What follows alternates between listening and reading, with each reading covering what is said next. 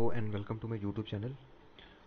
आज की इस वीडियो में हम एमसीक्यू डिस्कस करने वाले हैं on J&K cooperative societies act 1989। Part 1 इस वीडियो का ऑलरेडी बन चुका है, आप प्लेलिस्ट में जाकर उसे देख सकते हैं। तो चलिए आज की वीडियो स्टार्ट करते हैं और आज का फर्स्ट क्वेश्चन लेते हैं। क्या हमारा आज का फर्स्ट क्वेश्चन देखिए, how many percentage of net profit goes to reserve fund. हमें क्या बताना है कि जो भी कोऑपरेटिव सोसाइटीज होती है उनका जो नेट प्रॉफिट होता है उसका कितना परसेंटेज हमारा रिजर्व फंड में रखा जाता है। ऑप्शन से हमारे पास 33%, 40%, 25% and none of the above. तो देखिए जो नेट प्रॉफिट होता है उसका 25% हमारा रिजर्व फंड में रखा जाता है। Option C will be your right answer. Let's move in to the next question. Which chapter deals with the property and fund of the cooperative societies. हमें क्या बताना है कि जो जेएंडके कोऑपरेटिव सोसाइटीज एक्ट 1989 था उसका कौन सा चैप्टर डील करता है हमारा property and fund of the cooperative societies. तो ऑप्शन है chapter first, chapter 5, chapter 7 and none. तो देखिए इसका सही आंसर क्या हो जाएगा, chapter 7। Option C will be your right answer. Next question है, डिवेंचर इशूड बाई हॉसी कोऑपरेटिव शेल है maximum period for not exceeding. हमें क्या बताना है कि जो डिवेंचर इशू की जाते हैं किसके द्वारा, हाउसिंग कोऑपरेटिव के द्वारा, तो उसका मैक्सिमम पीरियड कितना होना चाहिए। ऑप्शन सी है हमारे पास 20 ईयर, ऑप्शन बी है 15 ईयर, ऑप्शन सी है 35 ईयर एंड ऑप्शन डी है 25 ईयर। तो उसका सही आंसर क्या हो जाएगा, 25 ईयर का टाइम पीरियड होता है जो भी डिवेंचर इशू करती हैं हमारी cooperative societies, housing cooperative societies. Option D will be your right answer. Next question है,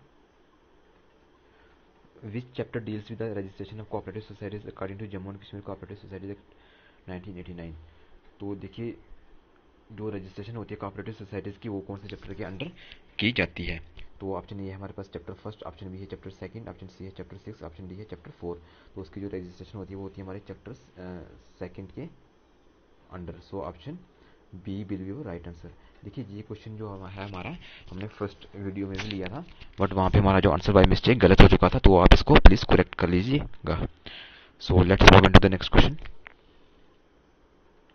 provisional registration of fresh cooperative society last for period of. अब देखिए जब भी कोई हमारी फ्रेश कोऑपरेटिव सोसाइटी जाती है रजिस्ट्रेशन के लिए, तो जो रजिस्ट्रार होता है वो क्या करता है, पहले कोऑपरेटिव सोसाइटीज को प्रोविजनली रजिस्टर करता है। तो हमें ये बताना है कि जो प्रोविजनल रजिस्ट्रेशन होती है वो कितने मंथ्स के लिए होती है। ऑप्शन ए है हमारे पास 2 मंथ्स, ऑप्शन बी है 3 मंथ्स, ऑप्शन सी है 6 मंथ, ऑप्शन डी है 1 ईयर। तो देखिए जो प्रोविजनल रजिस्ट्रेशन होती है तो वो होती है हमारी 6 मंथ्स के लिए। तो अगर जो भी सोसाइटीज होती हैं वो क्राइटेरिया फुलफिल करती हैं तो जो रजिस्ट्रार होता है वो फिर उन्हें परमानेंटली रजिस्टर करता है। Option C will be right answer. तो चलिए नेक्स्ट क्वेश्चन को देखते हैं हम। How many seats are reserve for women during election of cooperative societies. क्या बताना है कि जब भी इलेक्शन होते हैं कोऑपरेटिव सोसाइटीज के लिए तो उनमें वीमेन्स के लिए कितनी सीट्स को रिजर्व रखा जाता है। ऑप्शन ए है 1, ऑप्शन बी है 5, ऑप्शन सी है 3, ऑप्शन डी है 2। तो देखिए इलेक्शन में कोऑपरेटिव सोसाइटीज में वीमेन के लिए 1 सीट को रिजर्व रखा जाता है। Option A will be right answer. तो नेक्स्ट क्वेश्चन क्या है, how many seats are reserve for backward classes during election of cooperative societies. हमें क्या बताना है जो भी बैकवर्ड क्लासेस या फिर एसटी के लिए कितनी सीट्स को रिजर्व रखा जाता है कोऑपरेटिव सोसाइटीज के इलेक्शन में। ऑप्शन ए हमारे पास 1 सीट, ऑप्शन बी है 2 सीट, ऑप्शन सी है 4 सीट, ऑप्शन डी है नन। तो देखिए बैकवर्ड क्लासेस या एसटी के लिए कितनी सीट्स को रिजर्व रखा जाता है, 2 सीट्स को। ऑप्शन बी क्या हो जाएगा हमारा सही आंसर हो जाएगा। तो नेक्स्ट क्वेश्चन क्या है हमारा, in case of any committee sees who has the power to appoint board of management for apex level societies। तो अब देखिए यहाँ पे ध्यान रखने वाली बात यह है कि ये अपेक्स लेवल सोसाइटीज की बात हो रही है और बोर्ड ऑफ मैनेजमेंट, तो board of management for apex level societies को कौन अपॉइंट करता है। ऑप्शन से हमारे गवर्नमेंट, ऑप्शन बी है रजिस्ट्रार, ऑप्शन सी है managing committee and option D है ऑल। तो देखिए इसका सही आंसर क्या हो जाएगा, government. Option A will be right answer. और इसी तरह अगर प्राइमरी लेवल सोसाइटीज की बात की जाए तो उसके लिए क्या एडमिनिस्ट्रेटर को अपॉइंट किया जाता है, तो वो कौन करता है अपॉइंट, तो वो रजिस्ट्रार करता है।